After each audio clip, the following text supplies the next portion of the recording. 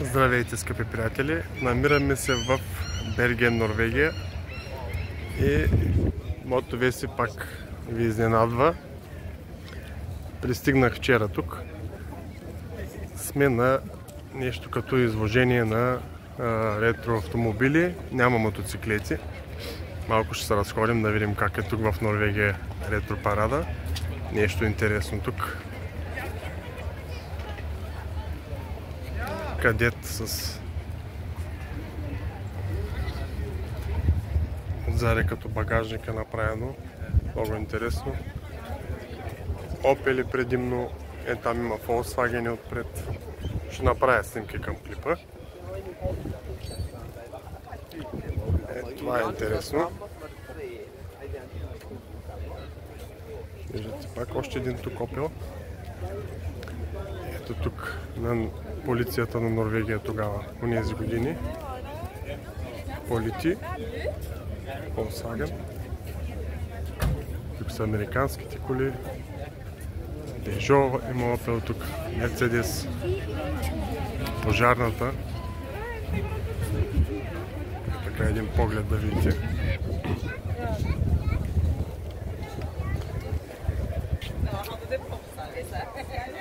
Няма мотоциклети.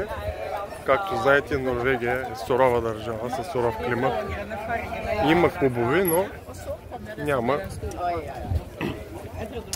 Малко са изложенията на ретромотори. Проверих да видя и това случайно в интернет видях, че днеска има някакъв събор тук на любители на ретровозилата. Ето виждате една пожарна.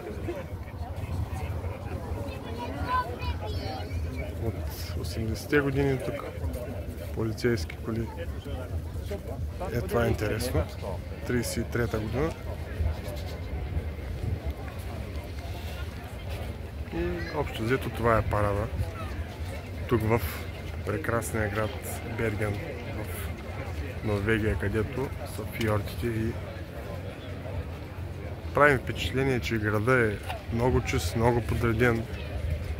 Няма така, като другите европейски градове, масова емигранти, пълно по улиците, бърсоти, мизерии и така нататък. Но постарали са се на... това също е интересно.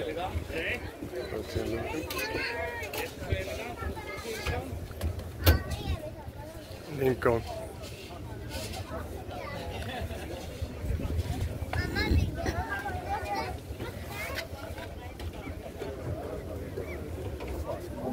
Времето е много хубаво днес, а тук и града, знаете, дъждовен заради фиордите и течението Gulfstream, което минава от тук. Но почти всеки ден вали и така нататък, и така нататък. Ето виждате изглед към града. Нататък е пристанището. И това е за сега от мен. С тази прекрасна гледка приключва моя клип. Поздрави от Берген, Норвегия. Моето веси пак представя нещо интересно за вас. До скоро!